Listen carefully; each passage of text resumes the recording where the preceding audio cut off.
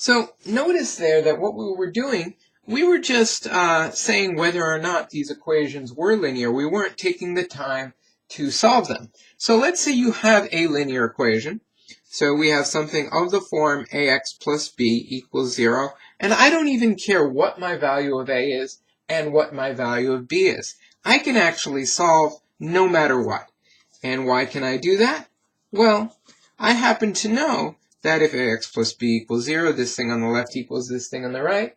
So if I take this thing on the left minus b, that's this thing on the right minus b, because the two are identical. Then if I multiply by 1 over a, I'll get 1 over a times a, which I can write that out. You might not want to. That's fine. 1 over a times negative b. I can use the associative law. This ends up being minus b over a. And then I know that a times 1 over a is 1. So I'm just going to get 1 times x, which is x.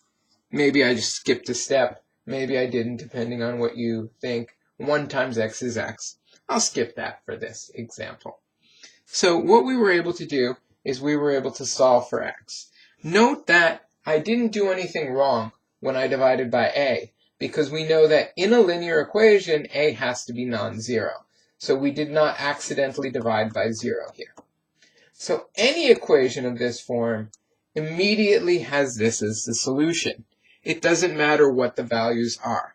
So for example, if I have something of the form 3x plus 4 equals 0, I can tell you right off the bat that my solution is going to be negative 4/3.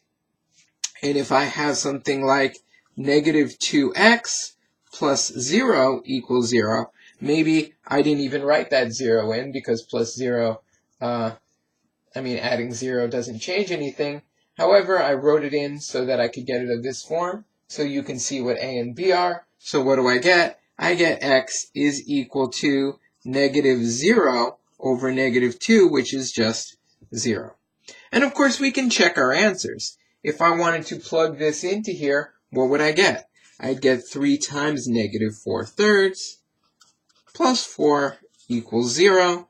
Well, what am I going to get here? I'm going to get negative 12/3 plus 4 equals 0, or negative 4 plus 4, which does in fact equal 0.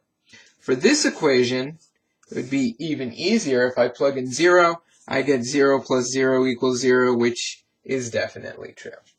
So we checked our work. Both of these hold. And this is the general solution to a linear equation in this standard form.